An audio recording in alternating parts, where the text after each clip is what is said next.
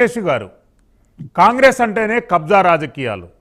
గత దశాబ్దాల నుండి కూడా కాంగ్రెస్ పార్టీకి ఉన్నటువంటి బ్రాండ్ ఇమేజ్ ఇప్పుడు అది మళ్ళా రియాలిటీలో చోటు చేసుకుంటుంది.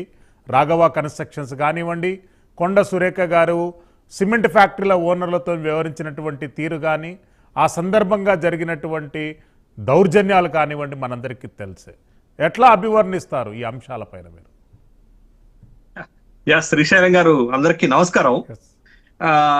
ఇప్పుడు దేశంలో గాని మన రాష్ట్రంలో గాని రాజకీయాలు అవినీతి ఎలా ఉన్నాయనంటే మనందరికీ బాగా తెలుసు. సయామి కవలల్లాగా ఉన్నాయి. ముఖ్యమంత్రి గారు ఏదో ఈ మధ్య పోలిక చేసినట్టున్నారు, కానీ దానికంటే కొంచెం నేను ఒక అడుగు ముందుకేసి ఆ పోలిక చేస్తున్నాను. దేశంలో రాష్ట్రంలో రాజకీయాలు అవినీతి, పార్టీలు అవినీతి ఎలా ఉన్నాయంటే సయామి కవలల్లాగా ఉన్నాయి. అంటే తలలు అతుక్కొని పుట్టినటువంటి కవలల్లాగా విడదీయలేము అన్నట్టు. వాటిని విడదీస్తే రెండు చచ్చిపోతాయి. కాబట్టి అంత గొప్ప అవినాభావ సంబంధం పెనవేసుకొని ఉన్నాయి అనేటటువంటి విషయాన్ని గమనించాలి. ఇక తెలంగాణ రాష్ట్రం ఏర్పాటు అయిన తరువాత ఈ ఇసుక, గ్రావెల్, మైనింగ్, రియల్ ఎస్టేటు, భూ కబ్జాలు ఈ అన్నిటిలో అన్ని పార్టీలకు సంబంధించినటువంటి రాజకీయ నాయకులపైన ఆరోపణలు వస్తున్నాయి. ప్రమేయం ఉంది. వీటన్నిటితోటి అక్రమ సంపాదన సంపాదిస్తున్నారు. ఆ సంపాదన మొత్తాన్ని కోట్ల రూపాయలు ఎన్నికల్లో ఖర్చు పెడుతున్నారు. ప్రజాస్వామ్యాన్ని అపహాస్యం చేసి గెలుస్తున్నారు. ఇది రాజకీయ ముఖ చిత్రం మనకి లైవ్ లో కనబడుతున్నటువంటి అంశం. ఇక అంశానికి వద్దాం. అంశం ఏంటి అనంటే, మార్చి 28వ తారీఖు నాడు బడ్జెట్ సమావేశాల్లో భాగంగా శాసనసభలో ఒక అంశాన్ని బీఆర్ఎస్ పార్టీ తెర మీదకి తీసుకొచ్చింది. అదేంటి అనంటే, పొంగులేటి శ్రీనివాస్ రెడ్డి రెవెన్యూ మంత్రి గారు, వాళ్ళ కుటుంబ సభ్యులు, వాళ్ళ కుమారుడికి సంబంధించినటువంటి రాఘవ కన్స్ట్రక్షన్ కొత్వాల్గూడ, కోకాపేట, రంగారెడ్డి జిల్లాలో ఉన్నటువంటి అక్కడ అక్రమ స్టోన్ క్రషింగ్ జరుగుతుంది, అక్రమ మైనింగ్ జరుగుతుంది అనేటటువంటి ఒక అంశాన్ని తెరపైకి తీసుకొచ్చి దాన్ని చర్చకు పెట్టి దానిపైన హౌస్ కమిటీ వేయాలనేటటువంటి ఒక డిమాండ్ చేసింది. ఆ డిమాండ్ ఎప్పుడైతే వచ్చిందో ఆ డిమాండ్ పైన ముఖ్యమంత్రి గారు స్పందిస్తూ సిబిసిఐడి ఎంక్వైరీ వేస్తామన్నారు. ఎలా వేస్తామన్నారు ఎంక్వైరీ?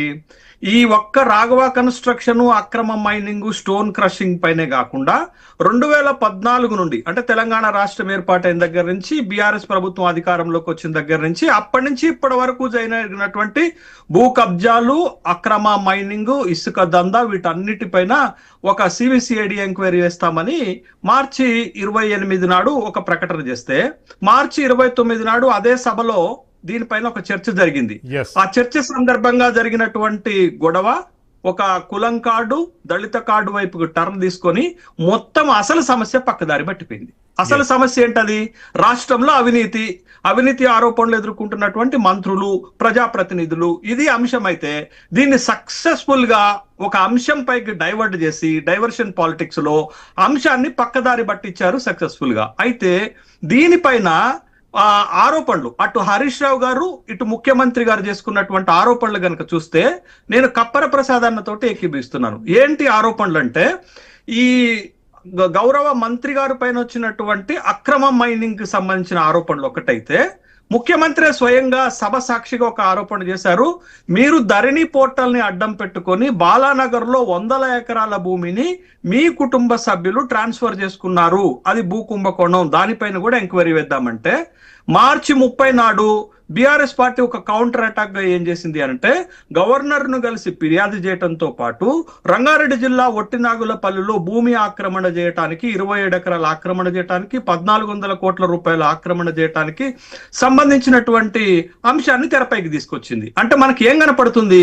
గత ప్రభుత్వంలో ఉన్న పెద్దలు, ఈ ప్రభుత్వంలో ఉన్నటువంటి పెద్దలు జరిగినటువంటి భూమి అక్రమాల్లో పాల్గొన్నారు, అక్రమ మైనింగ్లు చేశారు అనేది స్పష్టమైపోయింది. అంటే ఇవాళ అప్పుడైన ప్రభుత్వాలు, ఇప్పుడైనటువంటి ప్రభుత్వాలు కూడా ఈ అక్రమాలకు పాల్పడ్డాయి అనేటటువంటి విషయాన్ని ఒప్పుకున్నట్టుగా మనం భావించాలి కదా.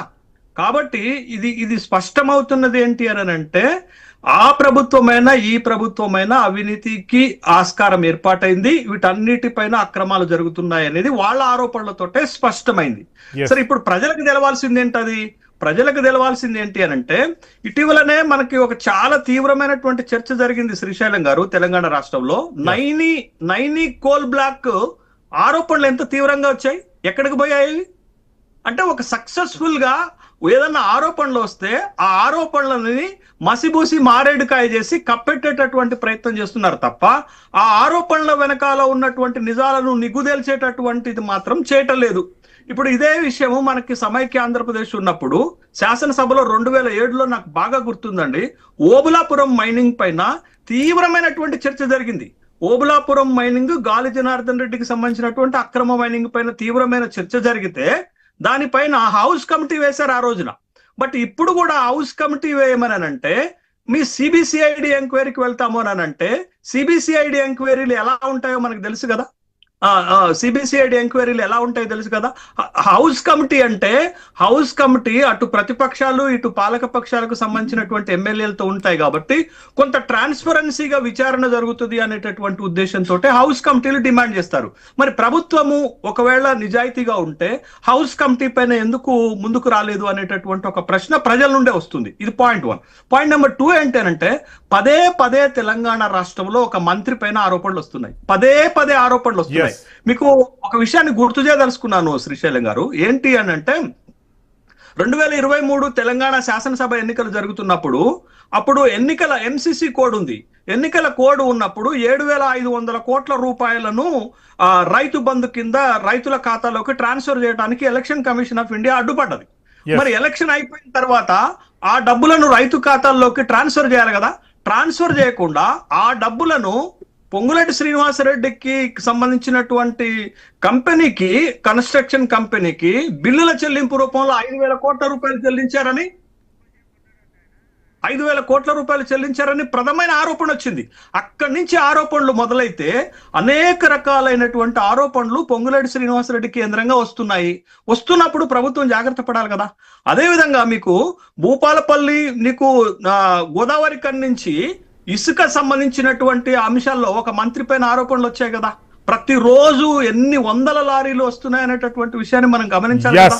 అటు ఇసుక అక్రమ రవాణా జరుగుతుంది, ఇటు మైనింగ్ అక్రమ రవాణా జరుగుతుంది, అటు రియల్ ఎస్టేట్ లో అక్రమణ జరుగుతుంది, ఇటు హైదరాబాద్ కేంద్రంగా భూముల పైన అనేక రకాలైనటువంటి ఆరోపణలు వస్తున్నప్పుడు ప్రభుత్వము బాధ్యతాయుతంగా ప్రజలకు నమ్మకం కలిగి.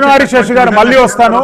మనతో పాటు బీఆర్ఎస్ నేత విజయార్య గారు ఉన్నారు. విజయార్య గారు, కేటీఆర్ గారు గవర్నర్ కలిసి విజ్ఞాపన ఇచ్చారు, సిబిసిఐడి కాకుండా